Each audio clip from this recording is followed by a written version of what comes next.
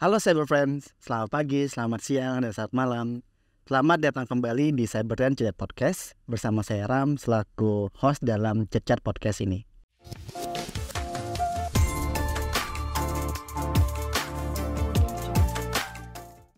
Data dan demokrasi menyoroti kekuatan analitik dalam pesta demokrasi.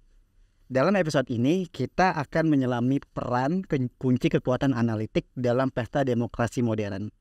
Bagaimana data dan analisis dapat membentuk landasan strategi kampanye, memahami keinginan pemilih, dan secara keseluruhan membentuk dinamika politik.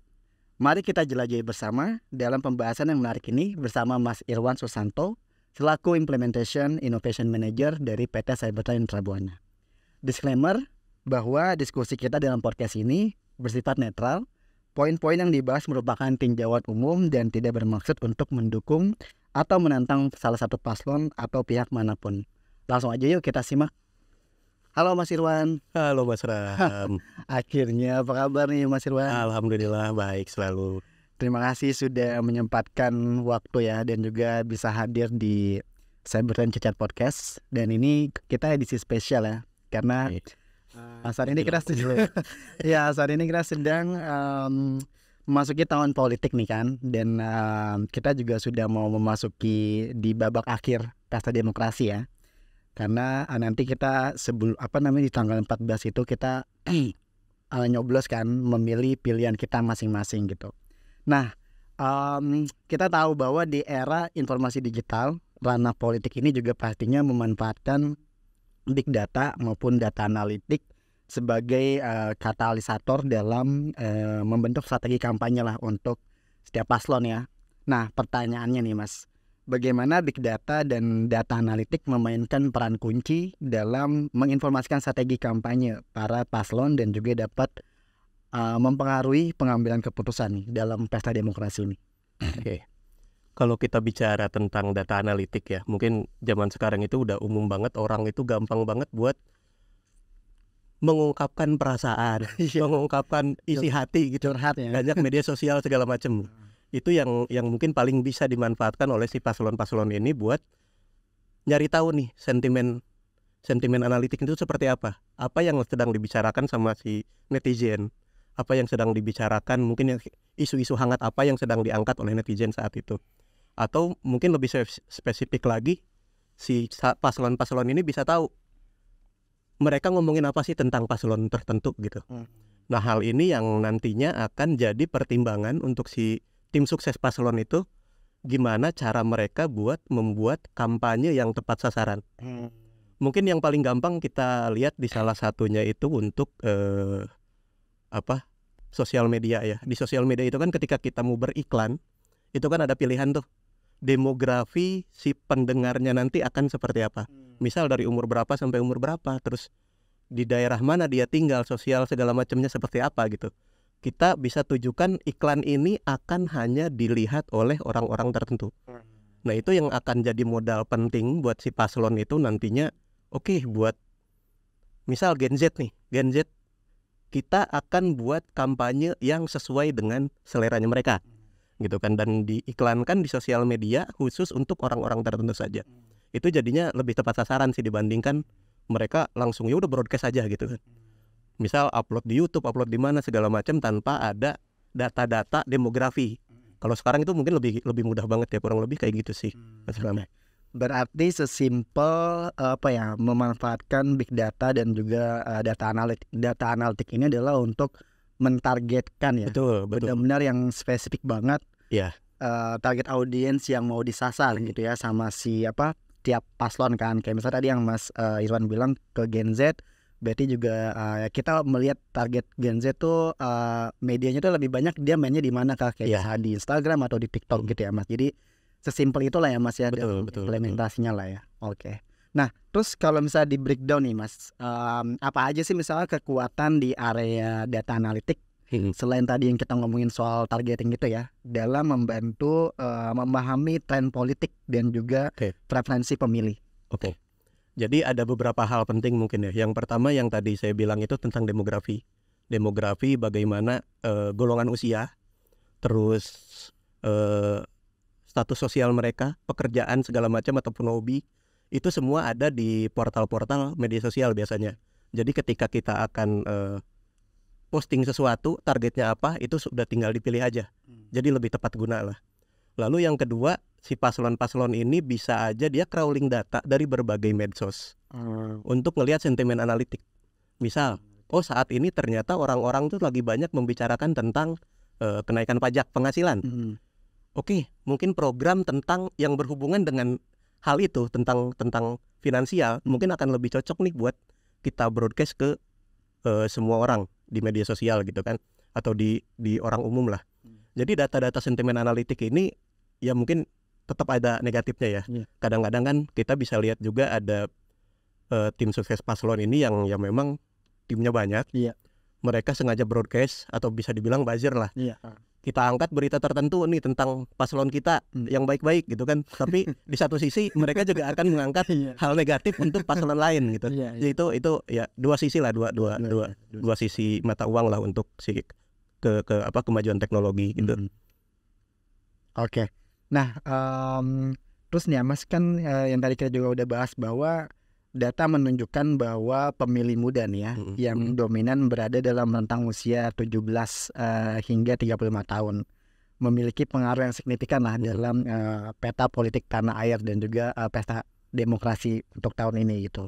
Nah, dengan jumlah yang mencapai puluhan juta itu, mereka bukan hanya sebuah suara yang potensial ya, tapi juga aktor utama ya bisa dibilang dalam menciptakan data politik dan juga keberhasilan pesta demokrasi lah ya untuk capres yang mereka akan pilih gitu, capres dan cawapres. Nah, pertanyaannya nih ya, apa peran pemilih muda nih dalam menciptakan data politik dan bagaimana data analitik ini dapat digunakan untuk memahami pandangan mereka? Oke. Jadi ya itu tadi yang seperti sebelumnya kita bahas ya, si anak-anak muda ini banyak mengekspresikan pendapat mereka di media sosial. Itu jadi hal yang mudah untuk si capres-capres ini, untuk paslon ini buat melihat trennya itu akan ke arah mana nih anak-anak muda. Mereka tuh akan lebih suka misal yang ini ternyata udah lebih sukanya ke arah budaya. Yang ini lebih sukanya ke arah ekonomi. Yang ini lebih sukanya ke arah mana. Itu yang akan jadi target untuk si paslon. Misal anak muda nih mungkin banyak juga yang ternyata lebih suka dengan paslon-paslon yang kekinian. Makanya ada paslon yang menggambarkan diri mereka seolah-olah seumur dengan si calon-calon pemilih di rentang usia yang memang masih muda gitu. Dan yang paling penting untuk pemilih-pemilih ya di rentang usia itu justru yang mungkin masih belum stabil ya, masih labil lah mereka. Mereka masih hari ini bisa bilang, oke, saya pilih paslon A, besoknya dia beda cerita gitu. Ini yang bisa dimanfaatkan sebetulnya oleh capres. Gimana mereka ngelihat tren itu dari yang tadi kita bicara tentang sentimen analitik. Di media sosial tuh lagi ke arah mana nih? Ternyata anak muda lagi suka kemana, orang-orang lagi suka kemana. Oke, kita ke arah sana, diikutin aja gitu. Nah, itu mungkin manfaat paling besar dari si yang kita bicara tentang data analitik ya, tentang data yang selama ini mungkin tanpa kita sadari sebetulnya itu penting banget gitu. Ibaratnya sesimpel kita posting, wah jalanan ini macet terus ya tiap hari. Itu kan bisa jadi bahan tuh buat si paslon. Oke, mungkin nanti ke depannya kita akan buat program gimana caranya biar jalur itu nggak macet gitu loh. Itu hal-hal penting yang mungkin bisa dilihat oleh paslon-paslon ini. Jadi lebih mudah lah buat ngelihat tren zaman sekarang itu ya. Beda dengan mungkin beberapa periode lalu yang orang tuh nggak dengan mudahnya buat mengungkapkan perasaan, mengungkapkan pendapat. Kalau sekarang lebih mudah banget sih. Misal ada berita negatif, oke, kita tutup dengan berita positif gitu kan. Ya, hal-hal kayak gitulah. Dan yang paling penting pemilih muda ini, pemilih yang mungkin baru pertama kali pertama kali nyoblos ini, mereka harus sadar bahwa pilihan mereka itu akan menentukan jalan hidup mereka. Walaupun mungkin secara nggak langsung ya, selama 5 tahun ke depan gitu. 5 tahun ke depan itu ya mereka akan tentukan di hari pencoblosan itu gitu. Benar. Ya sih, jadi makanya kalau yang saya lihat pun juga ini para paslon pun juga udah sangat sangat benar-benar aktif semuanya ya. Maksudnya di sosial media pun juga mereka kayak udah punya programnya masing-masing gitu kan, dan juga karakteristik dan juga keunikan masing-masing gitu kan, sesuai sama sama program dan visi misi yang ada gitu. Walaupun target utamanya sama gitu, buat pemilih muda, buat milenial, buat Gen Z, tapi kayak di spesifikasi lagi lah, dipersonalisasi lagi sesuai sama emang isu yang mereka angkat ya Mas ya. Betul. Jadi memang ya mungkin itu jadi salah satu sarana kampanye yang murah juga ya.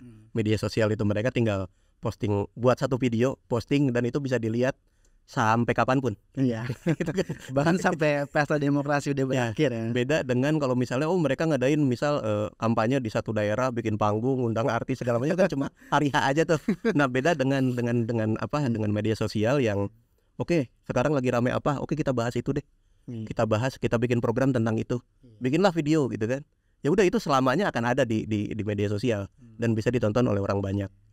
Ya, dan pastinya karena kita udah di era digital dan juga era perkembangan teknologi saat ini, itu juga secara nggak langsung tuh mengubah cara kampanye ya Mas. Jadi betul. sekarang tuh udah bener-bener lebih gerilyanya tuh di dunia digital ya, di sosial media gitu. Kalau misalnya dulu kan kalau diinformasin sama orang tua atau teman-teman yang udah senior banget tuh, kampanye tuh bener-bener kayak offline kan, di jalan, terus kayak yang tadi Mas bilang kayak ada panggung gitu, ada panggung gede gitu kan. Ya mungkin kalau sekarang tuh kayak udah berubah banget ya pasti. Beberapa periode terakhir kita masih bisa lihat ya, maksudnya ada acara di mana misal di Jakarta nih, hari ini itu khusus untuk paslon nomor 1. Nah, ya benar. Jadi udah benar-benar kosongin tuh. Jadi jalan mereka pawai itu ngeliling Jakarta gitu kan. Atau hari apa khusus untuk paslon nomor. Sekarang udah enggak kelihatan. Iya, benar. Ya sampai makanya pas kalau yang era dulu tuh, kalau misalnya ada orang yang kayak salah pakai baju atau karena nggak sesuai sama jadwalnya tuh kayak ini diceritain juga sih sama sama senior dan orang tua gitu kalau pas zaman kampanye dulu gitu kan. Nah, tapi kalau sekarang kan udah eranya udah benar-benar berubah banget ya. Jadi kayak bergerilya juga tuh di sosial media, walaupun ya di jalan pun juga kita melihat banyak baliho-baliho yang kayak udah mulai kayak jaraknya tuh deketan banget kan. Jaraknya tuh kayak deketan banget dan kayak udah penuh banget gitu kan. Tapi kalau saya sendiri sih ngeliatnya kayak emang sekarang lebih war-nya tuh bener-bener war-nya di sosial media. Lebih ke pemanfaatan datanya itu. Benar. Lebih tepat guna lah, tepat sasaran. Apalagi juga buat menarget suara yang emang dominan ya, yaitu pemilih muda, millennials dan juga Gen Z. Jadi makanya harus menggunakan cara-cara yang emang si pemilih muda, milenial, Gen Z juga biasa lakukan kan gitu. Nah, kan tadi Mas udah cerita nih soal kayak sentimen analis lah gitu kan. Nah, pertanyaannya adalah bagaimana sih secara teknis itu si capres, cawapres dan juga tim secara besarnya ini menggunakan data analitik. Mungkin Mas bisa menjelaskan dari si sentimen analis itu bagaimana mereka secara teknisnya lah menggunakan hal itu gitu dan bisa mendukung campaign mereka gitu di tahun politik ini. Oke. Ada beberapa hal mungkin ya. Yang pertama itu yang tadi sentimen analitik itu, jadi mungkin secara teknologi sekarang udah banyak banget orang yang tahu ya, terutama untuk orang yang berkecimpung di bidang teknologi. Gimana caranya kita bisa crawling data dari beberapa media sosial. Walaupun sekarang kalau nggak salah sih udah beberapa sosial media udah menutup API yang open ya, tapi harusnya masih bisa diperjualbelikan sih. Mungkin bisa dikoreksi kalau saya salah. Jadi salah satu portal mungkin yang banyak diambil itu dulu Twitter, sekarang X kan. Iya, sekarang X. Nah, itu kan orang banyak berpendapat di situ. Jadi si paslon ini biasanya tim sesnya itu akan ngambil data dari sana. Kira-kira tren apa nih yang berkaitan dengan si paslon itu sendiri yang lagi rame dibicarakan. Nah, ketika itu ada, biasanya yang pertama itu mereka akan kumpulin data gimana caranya. Itu ada secara teknikal itu kita biasanya nyebutnya NLP, Natural Language Processing. Jadi data-data ya mungkin secara garis besar gini ya, kenapa harus ada Natural Language Processing? Soalnya di bahasa Indonesia itu kan ketika kita bicara tentang satu kata aja, itu artinya bisa banyak. Gitu kan. Misalnya kita bicara tentang gila itu kan ada hal baik, ada hal buruk. Oh iya. Nah, itu gunanya si Natural Language Processing itu. Jadi diproses sedemikian rupa yang nantinya akan kelihatan tuh, oh trennya ternyata buat si paslon A ini lagi dibicarakan hal ini, atau oh sedang lagi negatif nih trennya, lagi jelek, oke kita tutup dengan berita baik.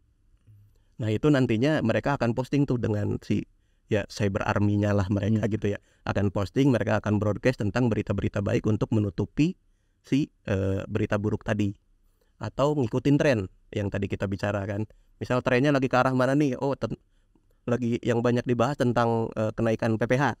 Oke, kita bicarakan buat apa sih kenaikan PPh segala macam, hal-hal kayak gitu. Lalu ada lagi kita bisa bicara tentang demografi tadi. Mungkin datanya bisa diambil, harusnya sih BPS punya ya data demografi untuk pemilih, atau mungkin KPU juga punya. Terakhir saya lihat sih untuk 2023 itu kalau nggak salah untuk yang Gen Z itu sekitar 28 atau 21% dari keseluruhan.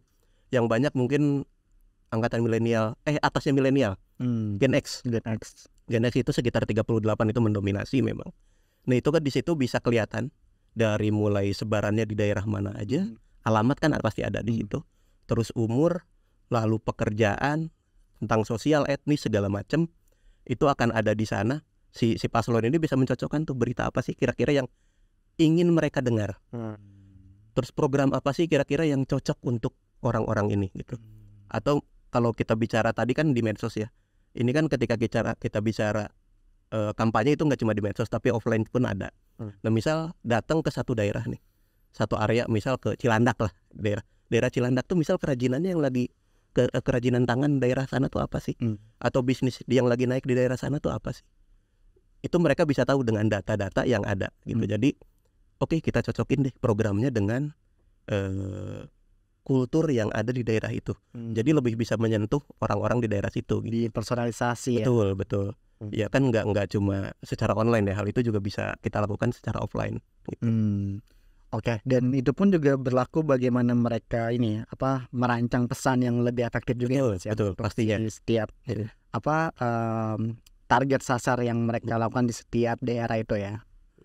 Oke, menarik. Nah berarti nih Mas, kan kalau tadi Mas Irwan udah jelasin tuh, kalau saya mikirnya berarti emang setiap paslon itu memiliki tim besar, pasti tim besar, data scientist, data engineer, nggak tahu lah maksudnya whatever lah itulah, tapi pasti mereka memiliki tim, benar-benar tim data engineer yang benar-benar besar banget ya Mas. Mau tidak mau sih pada akhirnya berhubung zamannya memang sudah ke arah sana ya, mau tidak mau si paslon-paslon ini memang udah harus begitu gitu loh. Jadi mereka harus sudah siap dengan kondisi bahwa ya zaman sekarang itu orang-orang udah mulai aware sama yang namanya data, yang sama yang namanya personifikasi untuk advertising gitu kan. Jadi ya minimal banget mungkin seenggaknya mereka harus punya tim yang gimana caranya mereka bisa ngumpulin data, ngolah data, dan yang paling penting gimana caranya bisa mereka itu ngegali insight dari data yang mereka punya. Exactly. Jadi ternyata nggak cuma berlaku di dunia bisnis aja. Jadi benar-benar perspektif data ini sebenarnya emang bisa digunakan di semua, betul. Di semua ranah ya. Apalagi saat ini juga politik, kita lagi memasuki tahun politik gitu kan, dan ya emang ada namanya e-government ya Mas ya. Jadi itu pun juga kita pasti menggunakan data gitu. Jadi emang data sudah udah bagian dari hidup kita lah ya Mas ya. Mau tidak mau sih. Mau tidak mau harus. Siap tidak siap udah harus benar-benar melek data ya. Soalnya dulu saya pernah dengar ketika teknologi baru itu kita nggak pakai, maka orang lain yang akan pakai untuk ngalahin kita. Benar. Gitu. Jadi mau nggak mau kita ya harus sudah siap, harus siap menyiapkan diri. Siap nggak siap harus jalan ya. Pilihannya dua, kalau enggak kita yang menggunakan, yang memanfaatkan, atau enggak kita yang dimanfaatkan ya. Betul. Oke, menarik. Nah, Mas, kalau misal ngomongin dampak nih, bisa dari risiko ataupun juga tantangan. Sebenarnya ada nggak sih kayak dampak dari penggunaan data analitik dalam politik terhadap keberlanjutan demokrasi? Oke, wah ini menarik sih ya. Jadi ya itu tadi ya, kita bicara tentang paslon ini bisa mengangkat berita positif ataupun bisa mengangkat berita negatif gitu kan. Ada berita netral kan? Jadi itu mungkin yang banyak terjadi di Indonesia sekarang ya. Jadi kebanyakan ketika kita lihat di sosial media, kita lihat di mana-mana gitu kan, itu yang ada berita negatif tentang paslon A, paslon B, paslon C gitu kan. Itu yang ketika kita cari berita positifnya itu susah. Itu mungkin itu efek negatif lah ya. Jadi Because bad news is a good news. ya itu jadi lebih mudah buat ngelihat kekurangan orang daripada mengungkapkan kelebihan kita gitu. Iya benar. Jadi ya itu salah satu yang mungkin bisa memberi pengaruh negatif ya terhadap situasi politik di negara kita. Tapi ya itulah teknologi, pasti ada nilai positif dan pasti ada nilai negatifnya juga sih. Nah berarti kalau dalam konteks ini apa ya, kita pun juga sebagai user harus pinter-pinter lah ya Mas ya, Ya. ya nggak sih? Jadi Betul. kayak nggak cuman apa ya, dia tetap harus ngelihat berbagai sisi lah ya, nggak Ya. cuman tiba-tiba kayak ada YouTube dengan clickbait yang sangat Asal share gitu. yang sangat clickbait banget, terus kayak tiba-tiba dia langsung percaya, apalagi langsung share ke grup keluarga ya. Ya, zaman sekarang juga udah maksudnya udah gampang lah ya buat memvalidasi data. Misal ada berita negatif tentang satu paslon gitu, tentang apa lah, tentang korupsi atau tentang apa. Itu kan kita bisa dengan mudah tinggal cari datanya di ya di internet juga gitu. Kita tinggal buka Google, ketik aja bener nggak sih tentang berita itu. Iya. Itu udah sangat mudah banget buat sekarang. Iya benar. Jadi makanya ya dari kita pun juga harus jadi user yang pintar lah ya. Jadi nggak cuman kayak langsung kemakan dengan konten-konten, apalagi itu kontennya hoax kan. Mungkin yang paling parah itu waktu periode sebelumnya ya. Mungkin orang kita ya kita lah pada umumnya itu baru aware sama yang namanya sosial media. Benar. Zaman dulu masih ramai kan, berita negatif langsung nyebar Benar. sampai akhirnya ada undang-undang ITE gitu. Grup di keluarga tuh kayak aduh kayak udah panas gitu loh. Kalau sekarang kayaknya udah mulai mendingan lah ya. Kayak udah mulai teredukasi kan ya, maksudnya Iya. kayak udah mulai terbiasa, Nggak terlalu parah seperti periode sebelumnya. Ya setuju. Saya juga relate tuh sama soal kasus yang periode sebelumnya gitu. Oke, nah mungkin untuk pertanyaan terakhir nih Mas ya, kan tadi kan kita udah ngomongin data gitu kan, dan apa ya, emang benar-benar begitu apa ya, berperannya sekali ya sebagai kunci untuk kesuksesan tiap paslon gitu di pesta demokrasi ini gitu. Nah untuk yang pertanyaan terakhir ini saya mau ngomongin soal kaitannya sama data security. Oke. Jadi bagaimana integritas dan juga keamanan data ini dapat dijaga nih agar tidak disalahgunakan dalam konteks politik. Oke.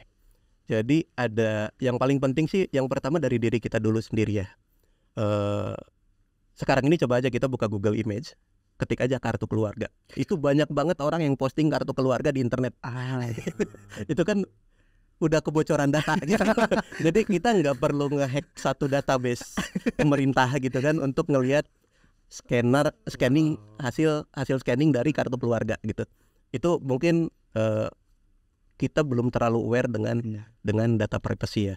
Agak miris sih dengan sih. Jadi yang pertama sih sebetulnya dari diri kita sendiri. Itu di Indonesia kalau nggak salah ya, mungkin bisa dikoreksi kalau salah. Itu ada yang namanya PDP, Personal Data Protection. Jadi si ini tuh undang-undangnya belum ada. Masih di Undang-undangnya belum ada, masih lagi di proses lah ya. lagi proses lah, mungkin arahnya nanti akan ada seperti undang-undang ITE, dan ini mengacu pada kalau di Eropa itu udah ada GDPR. GDPR itu General Data Protection Regulation, itu di Eropa. Kalau misalnya mungkin Mas Ram buka salah satu website nih, terus muncul ada yang nawarin cookies, kita akan accept semua atau kita nggak mau nih data kita akan digunakan untuk promo bla bla segala macam. Nah itu memang sudah acuannya dari si GDPR, kalau semua website itu harus ada opsi itu. Nah di Indonesia itu beberapa bank udah mulai mengadopsi itu untuk di websitenya mereka. Misal kita daftar nih, kan kita masukin KTP, nomor telepon, email segala macam. Itu biasanya di bawahnya ada tuh checklist. Boleh nggak data kita dipakai untuk promosi? Boleh nggak data kita dipakai untuk apa gitu segala macam? Atau mungkin cross selling lah ya dengan si bank itu kan biasanya punya asuransi segala macam, boleh nggak kita promosiin gitu. Nah itu user harus aware dengan hal itu. Jadi jangan cuma checklist oke submit gitu kan. Besok ada yang nelpon nawarin, kita ngomel ya. Lah kan udah dibolehin. Sumpah serapa ya, padahal sebenarnya itu kesalahan sendiri juga ya karena nggak aware ya. Mungkin itu satu yang dari diri kita dulu lah buat gimana caranya kita memproteksi data kita pribadi.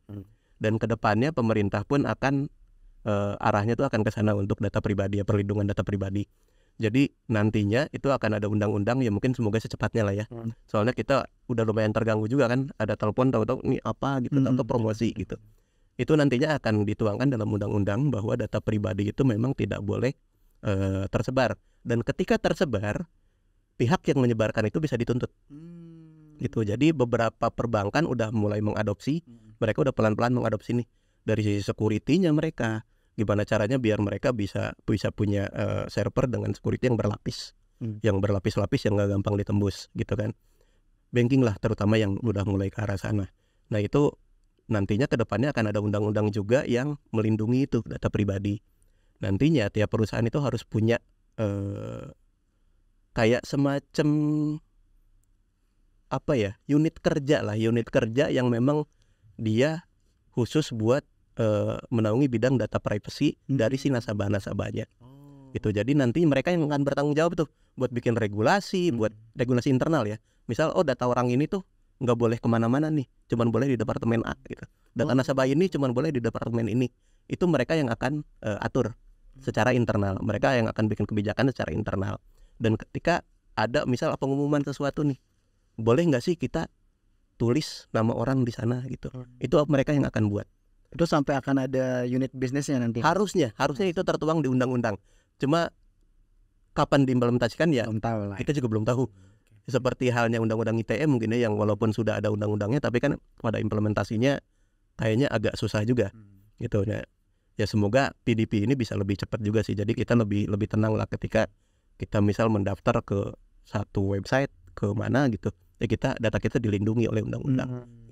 Gitu. Itu berarti sangkin karena emang apa ya, sebegitu krusialnya ya, dan kemudian harus dibuat regulasi dan kebijakan ya sampai akhirnya dibuat seperti itulah ya. Ya mungkin awareness kita juga belum terlalu dia buat sih. Kayak yang tadi kan upload KTP, upload KK gitu kan. Dikiranya itu nggak penting gitu kan. KTP atau apa, atau mungkin tiket kereta apa itu. ada case belum lama gitu kan, dia upload tiket kereta ternyata sama teman-temannya dipesenin popmi gitu sampai 7 gitu kan di satu perjalanan. Itu kan bisa aja terjadi hal-hal kayak gitu, penyalahgunaan data gitu. Jadi yang pertama ya memang harus dari diri kita sendiri dulu sih. Diri kita ya. Kita harus aware kalau ya data privacy itu penting, jangan sembarangan di-share gitu. Oke deh, siap. Terima kasih Mas Irwan atas diskusinya. Luar biasa banget nih, jadi bisa dapat insight baru terkait data analitik dan juga politik di tahun politik ini. Sukses terus Mas untuk proyek depannya. Terima kasih Mas Irwan. Ya, sama-sama Mas Ram. Oke, sekian Cyber Friends untuk Chit-Chat Podcast kita kali ini dalam tema data analitik dan juga politik. Sampai jumpa di Chit-Chat Podcast berikutnya, dan jangan lupa subscribe, like, dan juga komen. Terima kasih.